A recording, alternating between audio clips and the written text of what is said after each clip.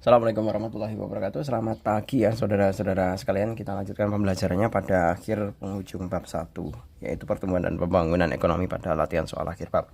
Kita langsung saja mulai dari yang nomor 1. Sumber pertumbuhan ekonomi baru Indonesia dapat didorong dengan penggunaan produksi dalam negeri, pemanfaatan ekonomi digital, pengembangan ekonomi hijau, pengembangan UMKM, hilirisasi industri sawit dan sumber daya alam, serta reformasi sektor keuangan. Pertumbuhan ekonomi adalah, secara umum pertumbuhan ekonomi itu adalah kenaikan, ya.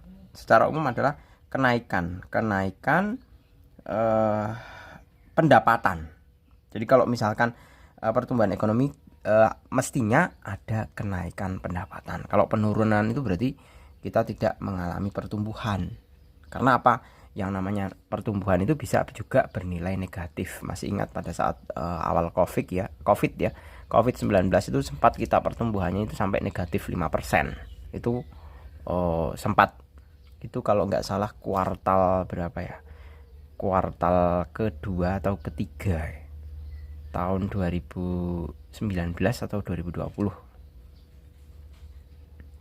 Nah, seperti itu pernah juga kita pertumbuhan negatif minus 5%. Nah, namun dalam konteks pertumbuhan ekonomi di sini adalah kenaikan pendapatan suatu negara tanpa memandang kenaikan tersebut lebih besar atau lebih kecil dari tingkat pertumbuhan penduduk. Nah, jadi jawabannya adalah yang E. Yang kedua, Cartbusser membagi tahapan kemajuan perekonomian atas perekonomian rumah tangga, perekonomian kota, dan perekonomian nasional. Dasar pembagian tahapan perekonomian tersebut adalah jelas ya, jarak antara konsumen dan produsen. Itu yang membedakan rumah tangga. Rumah tangga itu kan kecil. Kemudian kota, kemudian nasional. Nah, itu jarak antara produsen dan konsumen itu antara berdekatan dan jauh. Kalau rumah tangga itu jelas jauh, paling jauh malah itu. Soalnya kan harus barang atau jasa bisa sampai ke konsumen itu kan melalui berbagai macam alur. Kemudian yang ketiga, tokoh ini berpendapat bahwa pertumbuhan ekonomi berkaitan dengan unsur pertumbuhan produksi suatu negara dan pertumbuhan penduduk. Pertumbuhan produksi ditentukan sumber daya alam, sumber daya manusia, dan sumber modal. Nah, ini mudah sekali. Ini tokoh ekonomi yang paling terkenal ya di dalam teori ekonomi adalah Adam Smith. Ya, mulai sumber daya alam, sumber daya manusia atau tenaga kerja, dan modal atau capital. Kalau sumber daya alam itu kan resources ya. Itu istilahnya apa ya Pak? Lupa itu. Jadi hanya sebatas mengambil saja. Kalau sumber daya alam itu kan kita hanya memanfaatkan, tidak membuat. Jadi hanya mengambil. Nah, itu juga bisa membuat kegiatan ekonomi. Contohnya ya. Contohnya di daerahnya Pak Jul itu banyak sekali yang namanya umbul. Umbul itu adalah mata air. Jadi kota tempat Pak Jul tinggal itu dijuluki sebagai kota 1000 mata air. Nah, makanya beberapa wilayah desanya itu ada banyak yang mendirikan pemancingan, ada yang mendirikan kolam renang, pemandian. Nah, itu semua ternyata dari air yang keluar sendiri dari bumi itu bisa membangkitkan ekonomi. Orang mau renang pergi ke suatu desa, kemudian memberikan tarif masuknya misalkan 5.000 atau 10.000. Nah, berarti kan ada uang mengalir ke desa sebagai tarif itu, pembayaran tarif itu tadi. Nah, kemudian pengunjungnya itu kan tidak hanya sebatas datang bayar tarif, terenang, selesai kan, tidak. Kadang-kadang kan jajan juga, jajan atau makan atau pokoknya beli souvenir. Nah, itu kan uang juga berada di situ, berputar di desa. Nah, itu adalah salah satu contoh ekonomi bergerak karena sumber daya alam. Nah, itu yang mengungkapkan adalah Adam Smith. Kemudian yang keempat, perhatikan ciri-ciri berikut. Yang pertama, tenaga kerja yang terlibat pada proses produksi bersifat profesional ya. Berkurangnya peranan dari sektor pertanian. Nah, biasanya kalau sektor pertanian itu sifatnya masih tradisional ya. Adanya perubahan di dalam struktur organisasi perusahaan di mana jabatan manajer sebagai pengambil keputusan tertinggi tidak lagi dipegang oleh pemilik perusahaan, melainkan oleh tenaga-tenaga profesional yang dipekerjakan oleh perusahaan. Timbulnya kesadaran. Nah, berarti ini baru timbul kesadarannya ya. Baru timbul kesadaran di dalam masyarakat untuk memelihara dan melestarikan lingkungan. Nah, ini berarti tahapan menuju dewasa ini. Nah, karena apa? Ini ada clue-cluenya ini. Masih ada pertaniannya ya. Ini pertaniannya ada tapi berkurang. Kemudian industri dan jasanya makin dominan. Itu clue bahwa ekonomi tersebut menuju ke kedewasaan.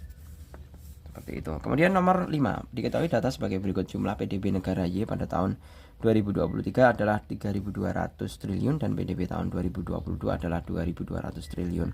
Besar pertumbuhan ekonomi tahun 2023 atas dasar tahun 2020 adalah tinggal diselisihkan ya, berarti 1.000 per 2.200 selisihnya ya. Pertumbuhan PDB-nya adalah 3.200 dikurangi 2.200 itu adalah 1.000 per 2.200 kali 100%. Ya benar ya. Saya coret gini. Tinggal 1.000 dibagi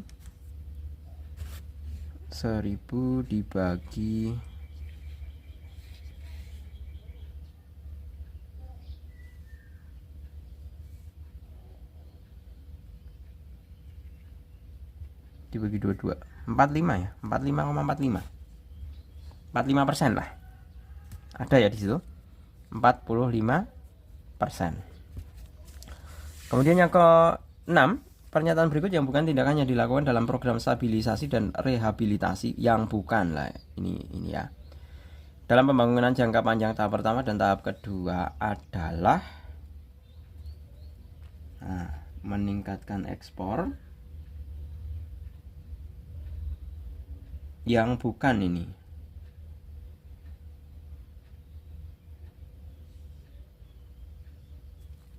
ekspor ya, pajak ya, kemudian ini ya.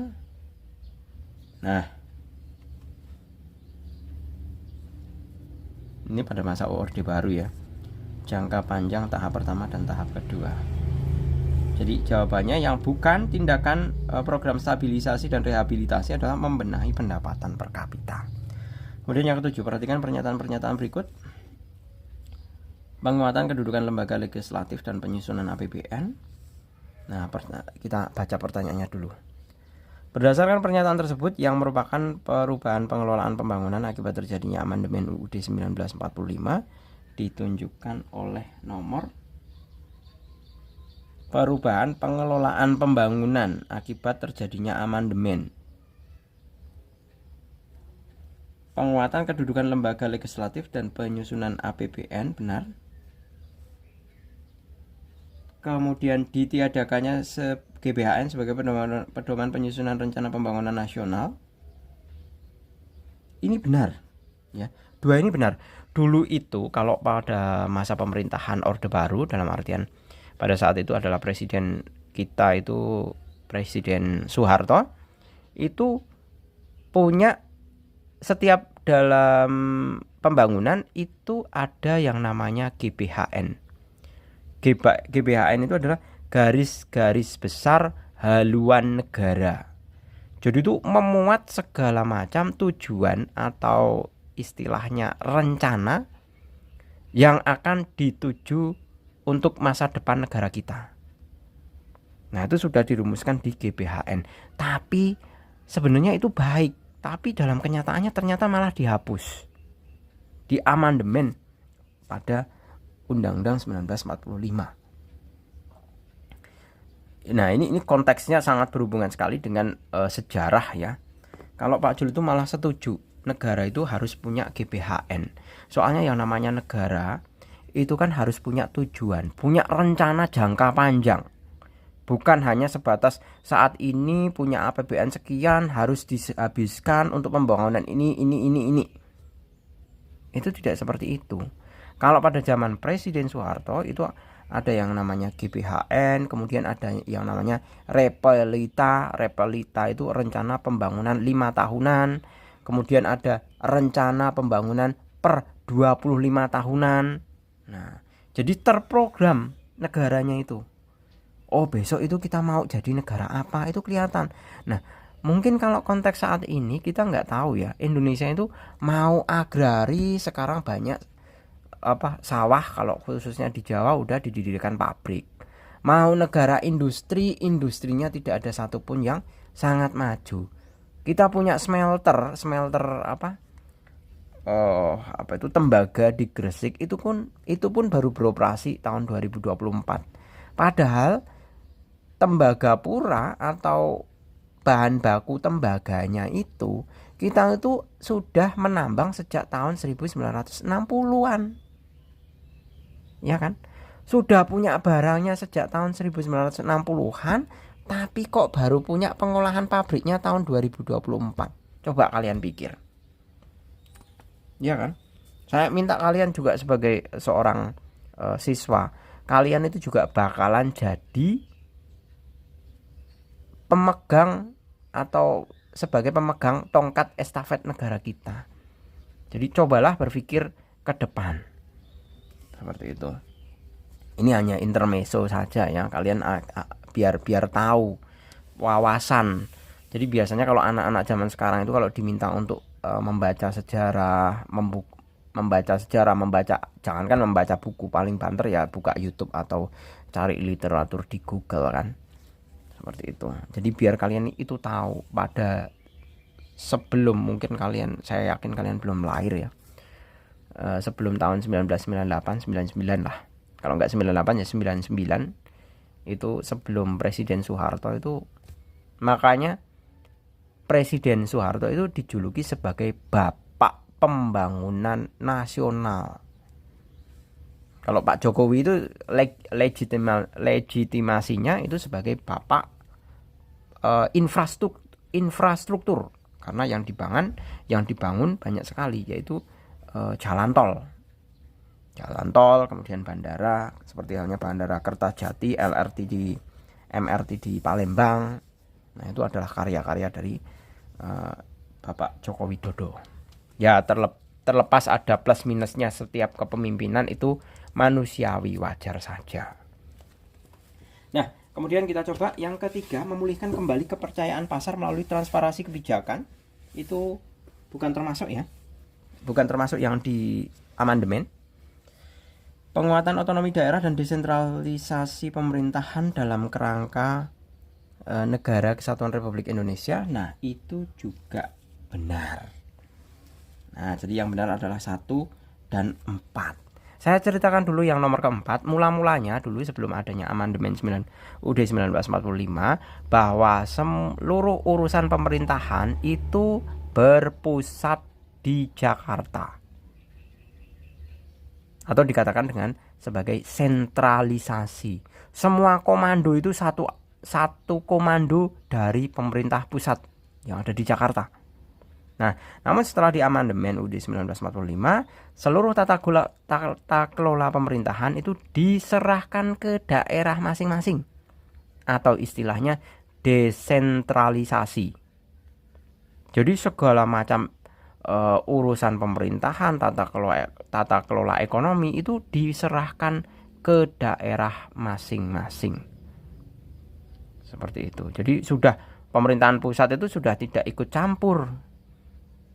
Jadi misalkan transfer anggaran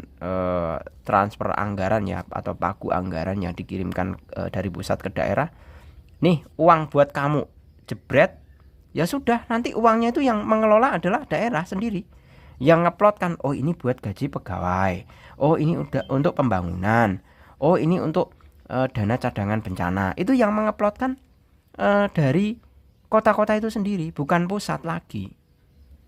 Beda dengan dulu ada saat Orde Baru. Kalau Orde Baru itu semuanya pusat. Oh, itu ada bencana, yang menangani siapa? Pusat langsung turun. Nah, beda kalau saat ini. Kalau saat ini misalkan bencana di daerah ini, yang turun tangan pertama kali ya pemerintah daerah setempatnya.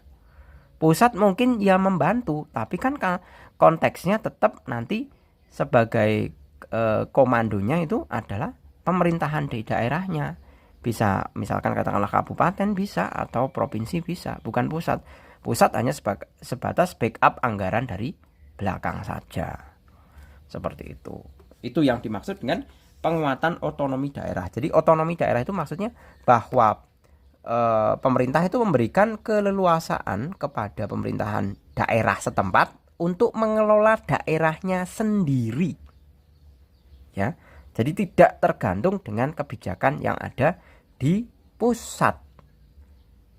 Nah, itu yang dimaksud otonomi daerah. Desentralisasi. Desentralisasi itu penyerahan urusan pemerintahan kepada daerah.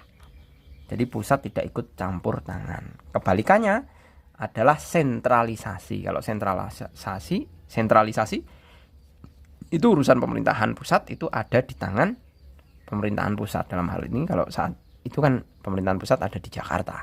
Semua satu komando, satu perintah dari pusat. Jadi jawabannya adalah 1, 2, 4. 8. Menteri I.J. Kasimo menyusun rencana produksi jangka menengah 3 tahun. Masalah saat itu yang sangat mendesak adalah penyediaan pangan, sehingga diusahakan agar terlaksana swasembada pangan. Rencana pembangunan tersebut terjadi pada tahun. Nah, ini konteks sejarah lagi ya. Itu suasana rencana pembangunan agar terlaksana swasembada pangan itu pada tahun 1948 1950 ya. Pada saat I.J. Kasimo. Ini tinggal kalian cari di Google atau literatur buku sejarah ya, cari di perpustakaan. Jadi pada tahun 1948 dan 1950. Indonesia juga pernah sempat mendapatkan penghargaan ya dari FAO. Jadi Food and Agricultural Organization. Jadi badan PBB yang khusus mengurusi tentang pangan. Indonesia pernah mendapat penghargaan dari FAO ini. Pada saat swasembada beras, pada saat pemerintahan Presiden Soeharto lagi. Nah, saat ini kita belum pernah bisa mencapai swasembada pangan. Jagung kita ngimpor dari Amerika, kemudian tepungnya kita ngimpor dari Amerika dan Ukraina, kemudian kedelai kita ngimpor dari Amerika, kemudian beras kita itu ngimpor dari Vietnam dan Thailand. Nah, bayangkan dulu yang kita sempat melegitimasi atau menganggap diri kita sebagai negara agraris, apa tidak malu kalau kita itu saat ini semua bahan pangannya impor.